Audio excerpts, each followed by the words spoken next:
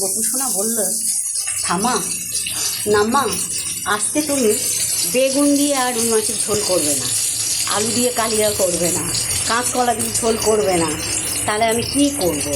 আমি বললাম তাহলে ঝিঙে দিয়ে ঝোল করি। না, ঝিঙের ঝোল খাবো না।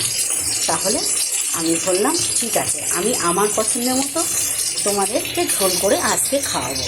দেখো আমি সেটা ঝোল করলে কালিয়া করব রুই মাছ দিয়ে। এবার সেটা কালিয়া করলে কেমন লাগে খেয়ে তারপরে আমাকে বলবে। বললো ঠিক আছে না মা, আমি তাহলে উপরে যাই, আসছি কিছুক্ষণ পরে ফিরে কড়াইতে অল্প করে পাঁচ করে নিয়ে দিলাম। মাছগুলোকে তুলে নিচ্ছি। মাছগুলো আমি হালকা হালকা না ভালোই লাল করে ভেজেছি। আর এই যে মাছগুলোকে আমি এখানে রাখলাম। আমার গ্যাসের এখানে যা করেছে না মিস্ত্রি, সে আর আমি কি বলবো, ভীষণ অসুবিধার মধ্যে আমি রান্না করি বা ভালো করে ভিডিও করতে পারি না। দিয়ে দিয়েছি পাঁচটা দিয়ে দিলাম আদা, আর দিয়ে দিলাম পেঁয়াজ। এই যে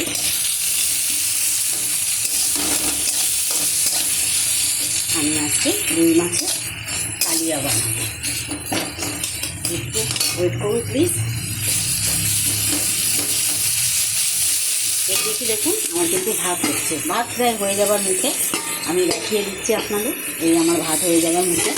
তার মানে আজকে আমার একটা ছোট্ট কাজ আছে নিজের, সেই কাজটা করতে আজকে যাব। তাই জন্য আমি দুই দিকে করে রান্নাটা চাপিয়ে দিয়েছি যাতে তাড়াতাড়ি হয়ে যায়। এখন মশলাটা হালকা করে ফ্রাই করেছি, করে আমি দিয়ে দিলাম ওলটা কেটে দিলাম। একটা ছোট্ট করে কেটে দিলাম ওল। নিয়ে আমি আজকে ওল দিয়ে আলু দিয়ে নিয়ে কিন্তু খালি ওল দিয়ে রুই মাছের কালিয়া করে। তাই আমি ওলটাকে সিদ্ধ করে নিয়েছি লবণ দিয়ে। আমি ওলটা আর কি লবণ মাখিয়ে রাখিনি, কারণ সিদ্ধ করলে ভালো, লবণ দিয়ে মাখিয়ে রাখলেও ভালো। আমি একটু সিদ্ধ করে নিলাম, ফাইন গলে গেছে। আমি আস্তে আস্তে রান্নার দিকে আসছি ফিরে।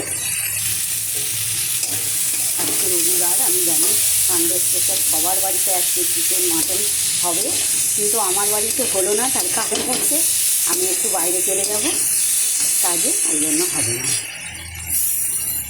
আমার কত মশাই একদম চিকেন খেতে পছন্দ করে না।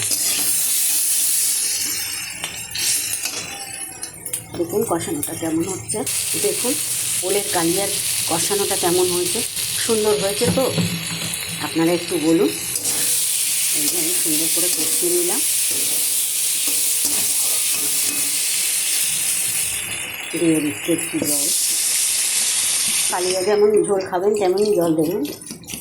আমি একটু ঝোলঝোলি করব, ওলের তরকারি আবার বসে যায়।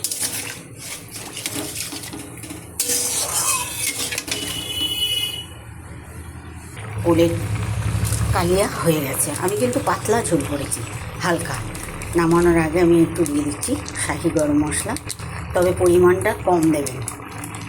সবসময়ই বলি যে হালকা ঝোলে কালিয়াতে আপনি গরম মশলা মানে শাহি গরম মশলা ব্যবহার করেন যদি, তাহলে কিন্তু একটু কম দেবেন, কেন শাহি গরম মশলা খুবই সুন্দর আর ভালো। আমার প্রত্যেকটা তরকারিতে দিতে ভীষণ ভালো লাগে।